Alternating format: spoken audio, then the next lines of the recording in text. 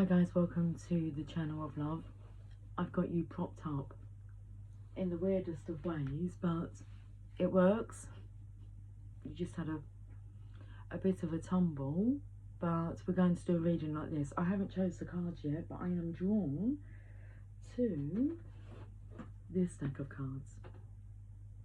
I thought that was you tumbling over. What was that sound?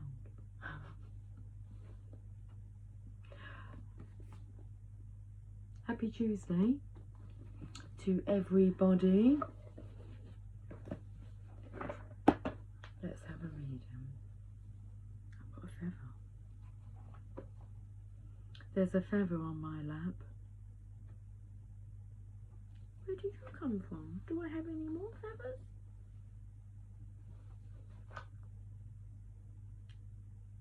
Where did you go? Where did you come from? Where did you go? Where did you come from? Cotton Eye Joe.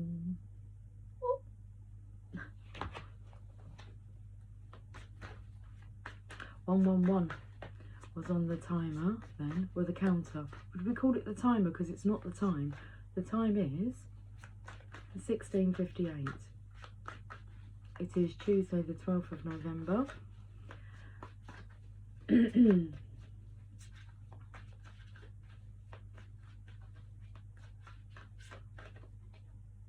The King of Cups.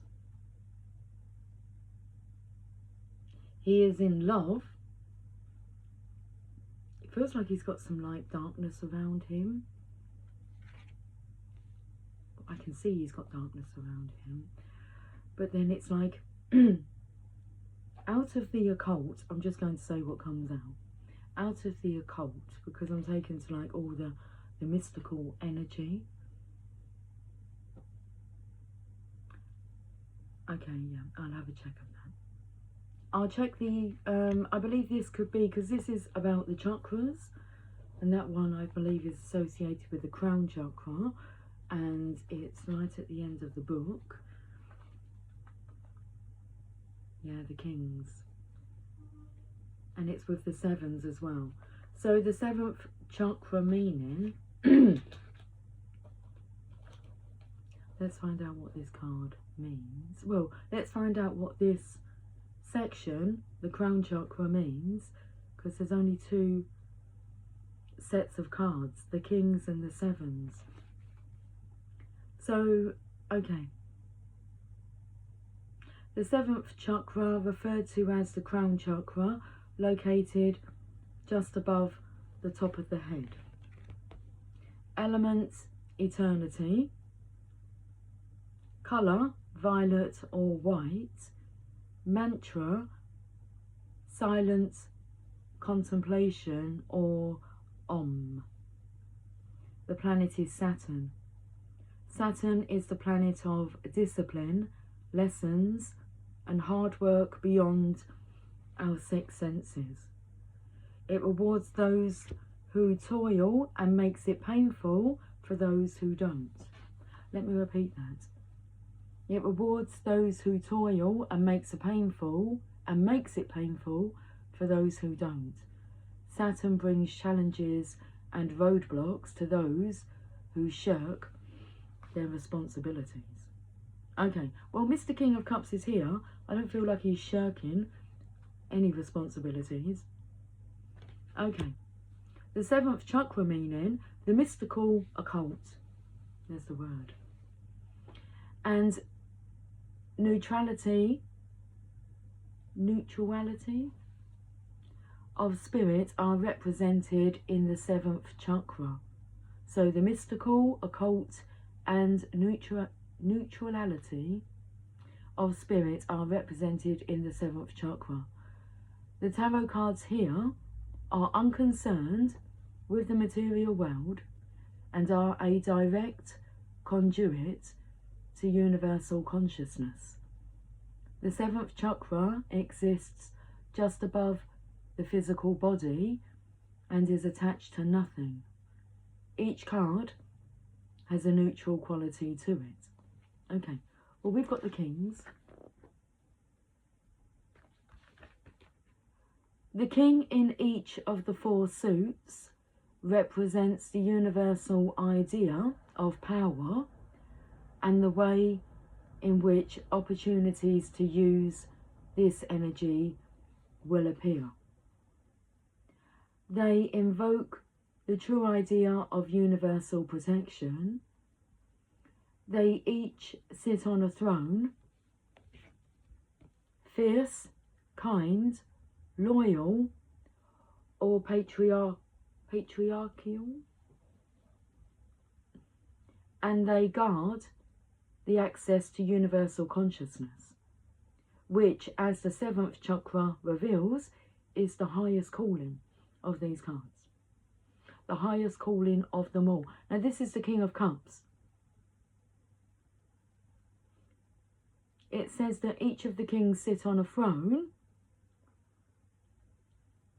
What are they representing? Should I say that? What are they representing? What are they displaying? Fierceness, kindness, loyalty, or patriarchal? That would be the King of Swords. Because it's words that I don't really understand. It's not intelligent kind of words. I like wise words, like kind, wise words. Fierce.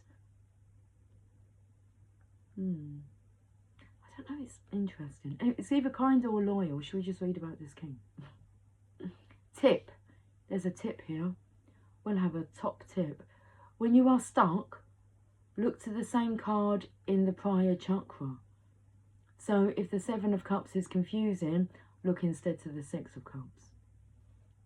Okay, so the King of Cups, if he's stuck, look to the same card in the prior chakra. It'd be the Queen of Cups. So if the 7 of Cups is confusing, look instead to the 6 of Cups. The prior chakra energy may energetically reveal what came right before the confusion.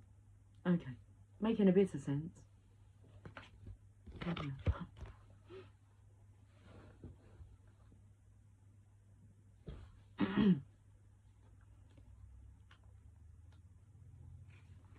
The King of Emotional Agreements. This king does not hold the cup. Rather, it is suspended, reminding us that the 7th chakra is the ascension to God consciousness. What we do for the whole will support the individual. The chakra message, emotional support and strength, exists somewhere in your family of origin. Are you ready to use it? Indication, you are ready to create your dreams in your own style and stay connected to your own life path. Your message, your voice matter. Oh, we are realising, it's like we are assuming, I don't know if that's the right word. We are assuming our position. Where's my coffee, please? My coffee's over there. I'm going to go and get my cup of coffee.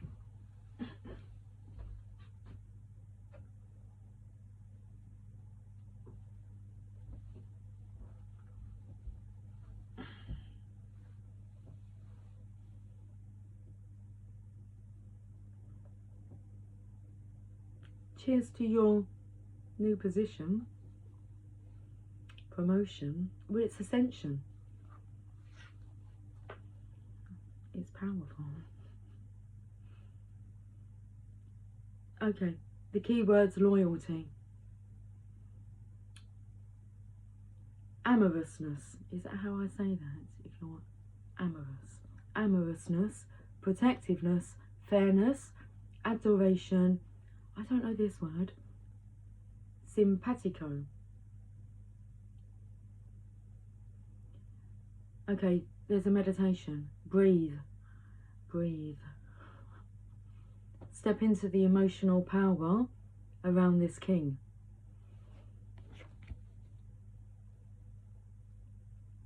What feelings are presenting? Ask yourself if how I relate to the issue is the issue. What is my true feeling about power? If how I relate to the issue is the issue, what is my true feeling about power? And the contemplation, empathically connecting to the emotional challenges of your ancestors, opens the door to becoming the leader you choose to be. And what's really interesting, it's on page 98, so I was taken to like the 100th monkey theory. I'm not going to explain it, research it, but the next page is like 99, so it's like, it's all about that. It's all about the switch over from 99 to 100 being the number that tipped the scales. Okay, on 98, a couple of steps to go. Okay, interesting. What's really interesting is this deck.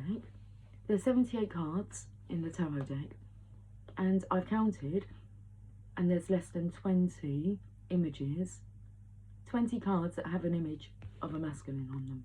Very feminine deck. So let's pull another card. One more time. We're going to celebrate. One more time. Who's taken up their position? All the four kings. Where you've incorporated all their energies and balanced them, you become the emperor. Ready for his empress, his queen of cups. Wow. The emperor. Tell us. This man knows stuff. Look. I feel like I want to clear my throat. Do you have something to say? It said here about your voice matters. And something else, but I can't remember what it said. Okay, I'm not going to go and keep recapping. The Fool learns of unspoken energy. That's what it says with the Emperor, look.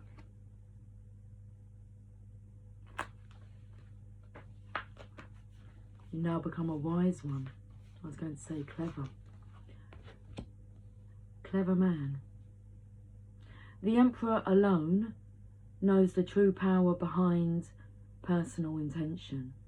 His presence commands results. He offers the lesson of communicating and the messages that we send out to others, particularly the unspoken ones. The fifth chakra message, the Emperor is the first real masculine energy the Fool encounters.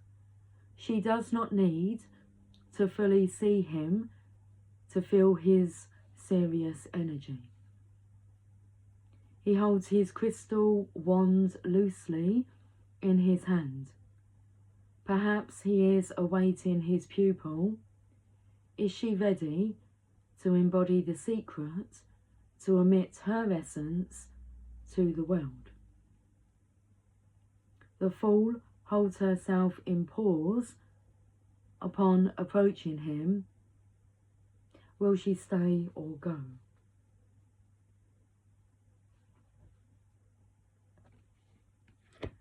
The indication, the power we fear is power we cannot own. Are we aware of our own silent power? What we are unaware of controls us. Very true. What we are unaware of controls us. Keywords: empire, control, jurisdiction, leader, initiator, ambition. The planet is Mars, of course. The planet of the fifth chakra, Mars, associated with aggression and war, gives us the energy to unapologetically send our intention out to the universe. Use this energy with your fifth chakra, as your throat chakra, to speak up and express yourself.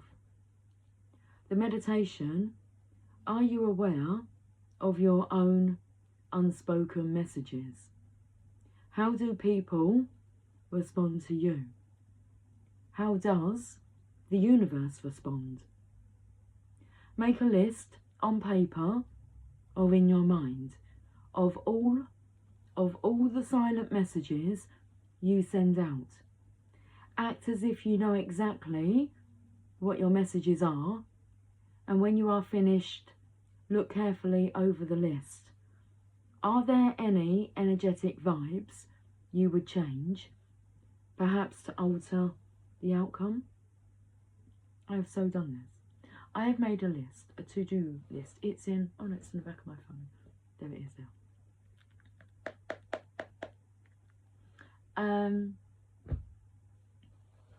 So it's really interesting. I want to see if the things on the to-do list get done without me saying so. Yeah? Without speaking that to-do list. But I wrote it down. First of all, I wrote it down in my notes on my phone. And then yesterday, the 11/11, I'm going to write this actually on paper and put it in the back of my phone and keep it with me. There's 3 things on that list to do. And they are to do with the Emperor, with the Divine Masculine. But I will see if, yeah. I will see the impact, the results of that. Because I don't doubt that those things will be done without me spoken, without being spoken about. They will be done. So that's really interesting. So let me reread that. Are you aware of your own unspoken messages? How do people respond to you? How does the universe respond? Make a list on paper or in your mind. It's more fun to put it on paper because that's like evidence, isn't it? Not that we're just playing, but it is, rather than say, I thought that, because I'm doing that a lot, but I'm not journaling down what I'm like thinking. I'm seeing the results and the evidence, and I can say to people, I was thinking that, and then like you appear with that, or you know, let's have some fun. So make a list on paper or in your mind of all the silent messages you send out. Act as if you know exactly what your messages are, and when you are finished, look carefully over the list. Are there any energetic vibes you would change, perhaps to alter the outcome? Next step, the Fool will soon meet the Hierophant, who alone holds the door between the earthly plane and the universal consciousness. But who is he to you?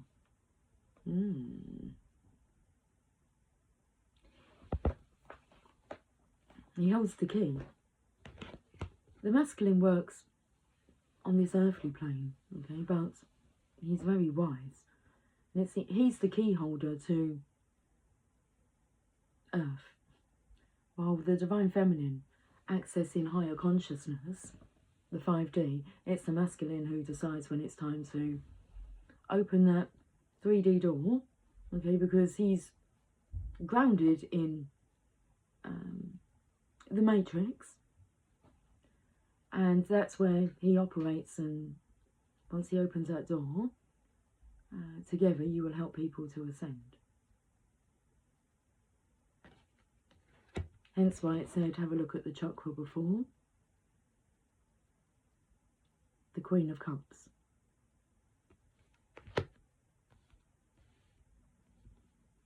You look there, it's like she's in the background there because she has knowledge that then unlocks his knowledge.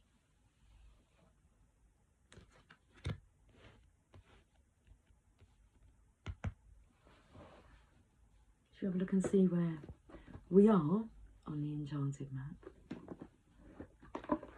Is it time, Mr. Emperor,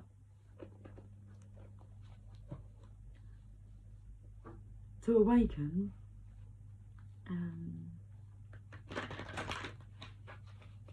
the planet.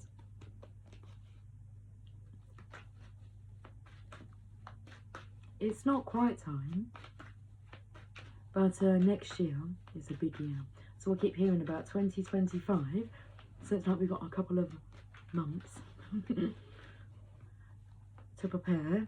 It's not long.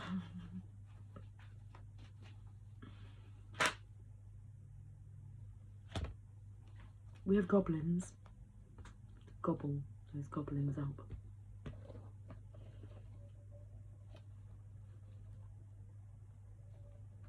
Fear is an illusion, and that's what we will help others to understand. Choose love today. Forgive yourself and others. Goblins are born when you're wounded and something essential is lost in that experience. From that point on, why are you not charging? I've got you standing on the stand so that you could charge, and you say you have 10% battery left. You're meant to be charging in now. Okay, let's, I think that's a sign that, okay. We know, don't we? We know what we're doing.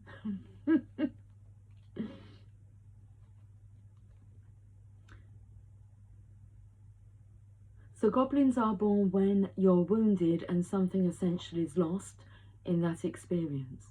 From that point on, as you forget your wholeness, they remain with you in the shadows. There they remind you of what brought them into being by mimicking your own voice, tricking you into believing that you're unworthy, victimized, or unlovable. They hold you hostage through low self-worth, self-sabotage, and the feeling that you're lacking what you need. If goblins pay you a visit, know that they represent the shadow of your own self or someone else's. I felt that energy here on this. But seeing as we have the Emperor here, he's going to be able to handle the shadows easily, effortlessly. He has the power to, but he understands that fear is just an illusion. Once he understands, he can then pass on that knowledge.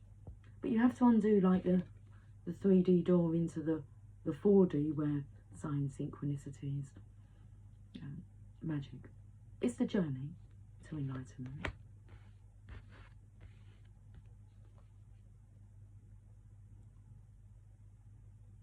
If goblins pay you a visit, know that they represent the shadow of your own self or someone else's, and that they're leading you into a potentially reactive situation.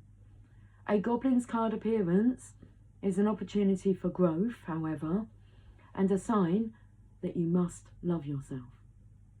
No human is without flaws. The goblin's message is that you must release resentments and negative self-talk.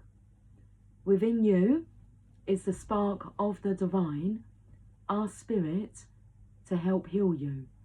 Miracles can and do happen. Let go of negativity. Okay, let's finish with a message from the Mother Mary.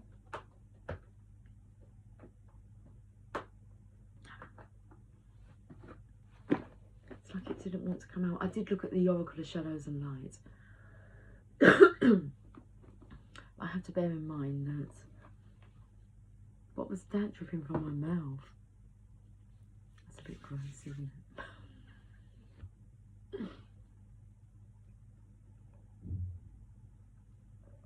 Jamie had that yesterday. We was talking about like not being embarrassed about it, because like he coughed and like he, you know, when you, yeah, it comes out as well, and it was on his shoulder, and I just looked at him. I just said, "It happens, mate." I said, "I don't like it happens to all of us." Like on camera. Well, what do? You you say I'm not going to put the reading up now, or do I just say I'll get over it? But it's a sign. It's another sign. I don't know if we're like coughing up toxicity, or because he said because he's been poorly, he said it's just all the shit coming up. I said yeah. Anyway, Our Lady of Promise. I'm taken to the heart now.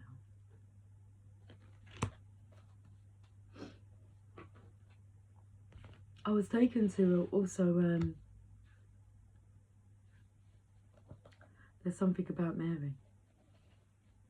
The part when he's had a wank, hasn't he? And like, but he can't see where like his cum has gone. It's hanging off his ear. She goes like that hair gel. Our Lady of Promise. I promise you new life.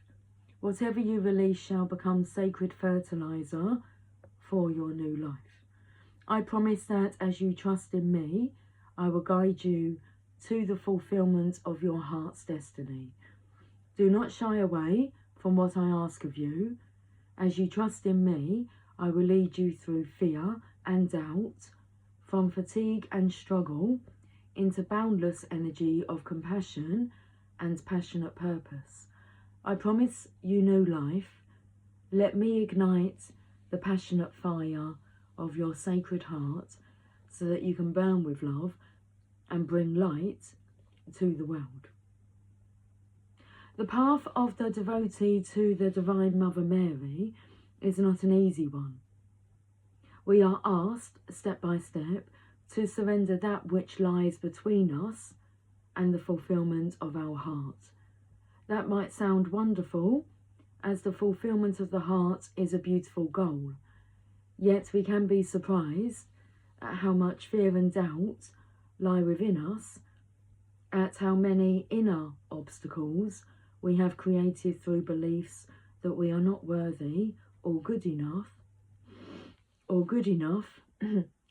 through our fear of failure or ridicule, through a gnawing fear that if we allow ourselves to be so different to others, we will end up rejected, abandoned and alone. We might struggle to let go of what no longer serves us, even if in our hearts we know it is time to let go. We may not be certain if we can bear the grief of letting go, or perhaps we are fearful of the uncertainty of life without what we have known by our side. Mother Mary knows us and knows how to help us. She invites us to receive her wisdom. She knows another way, knows that the fulfillment of the heart brings us into untold abundance, into rapture and divine connection, but also into great sadness and even righteous anger at times. She knows that these feelings, even if they appear on the surface to be negative or dark, can be essential fuel to keep us going when we need extra, I was going to say strength, but extra energy. There will be times when we need that energy so as to not give up in despair about the state of the world, and instead choose to stay true and committed to our personal growth. In this way, we can bring more of our light to the world and help others find their way to do the same. She does not assure us a life of imbalanced light where there is no feeling other than happiness. She ensures us a life of honesty, nakedness, authenticity, and the energy, power, and passion which living in this way offers to us. I was going to say she lends, but she leads us into a life of making a positive contribution to the world in our own unique way, of being able to bear the passion and the pain of living as a divine human being and feeling empowered by it, inspired by it, awestruck by life and its twists and turns. She promises us divine fulfillment. She promises us a life that leaves behind lies, big and small, and opens us up to a reality which will at first scramble the mind and then ignite the heart with unquenchable divine fire. She promises us not what we think we want, but what she knows we truly want and need. She promises us that our trust in her will never be misplaced. At times when your life is pushing you beyond your limits, when you feel that you are breaking, your trust in her must become stronger. It will help you find her soothing presence, like the light from a lighthouse, cast across a dark, thrashing ocean caught up in a violent storm during darkest night. Her promise to you is what makes the suffering of growth bearable, whilst you let go of that which no longer supports you, though you may love it dearly still. As you await the peaceful resolution of the heart and become ready, willing and capable of stepping into the freedom of the new life cycle that awaits you,